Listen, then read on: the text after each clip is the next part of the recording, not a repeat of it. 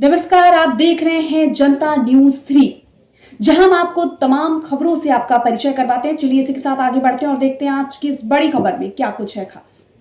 पूरे देश में इंडिया गठबंधन की एकता ऊपर से नीचे तक, पूरब से पश्चिम तक, उत्तर से दक्षिण पूरे देश में नजर आ रही है। और कोडरमा की अगर बात करें तो ये चुनाव संविधान को बचाने के लिए, कोडरमा को बदलने के लिए और देश को आगे बढ़ाने के लिए चुनाव है।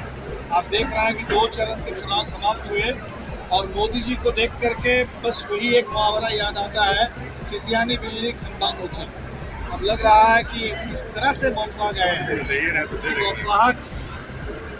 किस भाषा में कब क्या बोल रहे हैं, अनाप शनाप बोल रहे हैं। हमें लगता है कि देश की जनता इसको समझ रही है और जिनको मजबूत होता चला जाएगा और स्पष्ट बहुमत, निर्णायक बहुमत लेकर के इंडिया गठबंधन की सरकार बनेगी। मोदी जी के भाषण से आपको पता चल जाएगा। 400 पार का जो नारा था वो नारा बंद हो चुका है। नारा बंद होने के बाद अब वो लोगों को डरा रहे हैं कि अगर इंडिया की सरकार बनेगी तो क्या हो जाएगा।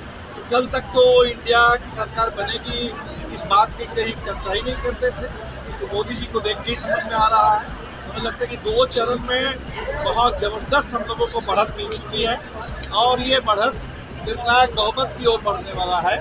और जैसे जैसे चुनाव आगे बढ़ेगा हमें लगता है कि बहुत लोग कह रहे हैं कि अब की बार 2004, ठीक जैसे 2004 में इंडिया शाइनिंग का जो नारा था, अटल अडवाणी जी का जो सरकार था, उस सरकार को लोगों ने बेदखल किया। इस बार मोदी जी के जुमले, उनके पूरे झूठ, उनकी नफरत, इस पर भी लोग इसको अर्थ करने वाले हैं। और इस चुनाव में इंडिया गठबंधन की जबरदस्त एकता के साथ, बहुमत के साथ बीजेपी जो के बाद अब तो हर जगह ही आप देखिए वो क्या बोल रहे हैं, वो भी उतर आ रहे हैं। अगर वो जीत रहे हैं और सीट मिल रही है तब तो आराम से रहे, मोदी जी आराम से बात करें। आराम से तो बात नहीं कर रहे हैं, घबराए हुए हैं, घबराए हुए हैं, झूठ बोल रहे हैं, लोगों को डरा रहे हैं। ऐसा क्यों? क्या कर रही है कि कोरोना के जनता ने भारी उम्मीदों के साथ, भारी आकांक्षाओं के साथ वोट किया था और उनके वो सारी आकांक्षाओं को चुन पहुँची है। इसलिए आज तैयारी वो कर रहे हैं, लोग सवाल पूछ रहे हैं, लोग कर रहे हैं। 5 साल तो नहीं, हम उसके बाद भी यदि प्रतिनिधि लोग आए जिनको वोट दिया था उनसे करें, लेकिन उनके पास कोई जवाब नहीं कि लगातार है कि कोडरमा एक ऐसा लोकसभा क्षेत्र है जहाँ न सिर्फ सभी राजनीतिक पार्टियों को भाजपा को छोड़ करके मिल रहा है, बल्कि विभिन्न सामाजिक समूहों का, हम लोग विभिन्न इंडिविजुअल का सहयोग मिल रहा है। और आज कोडरमा विधानसभा का जो कार्यकर्ता कन्वेंशन था और उनकी तैयारियों में इस गर्मी में भी चल करके आए हैं और लोग पूरी तैयारियों से लगे नामांकन एक चीज़ें हैं, तैयारियां तो उसके बाद लोग शक्ति प्रदर्शन करते हैं, अपने तरीके से आएंगे, लोग स्वतः आएंगे। नामांकन एक कार्यक्रम है, नामांकन सभा भी होगी, तमाम हमारे विभिन्न दलों के लोग भी आएंगे और सारे लोग स्वतः नामांकन करेंगे। नहीं है, बल्कि झारखंड विरोधी जो हित हो रहे हैं, जो नीतियाँ रही हैं, उस पर वो पक्षधरता रहे। नहीं तो भाई डीबी से झारखंड का पैसा काट दिया जाता है, वो चुप रहते हैं, लेकिन झारखंड का बकाया रहता है वो नहीं देते। विधानसभा से बिल पारित होता है, वो उस पर चुप्पी छाप देते हैं, राज्यपाल वापस होते हैं।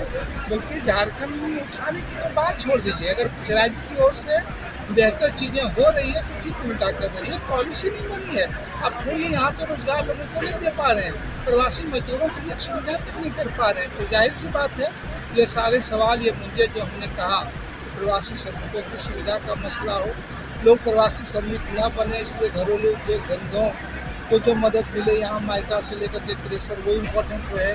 हम जब नहीं यहाँ के प्रतिनिधि थे नहीं थे तब भी उस मुद्दे को लेकर के कोडरमा में जेल गया हूँ। ठीक इसी तरीके से यहाँ कृषि का बेहतर उन्नत हो।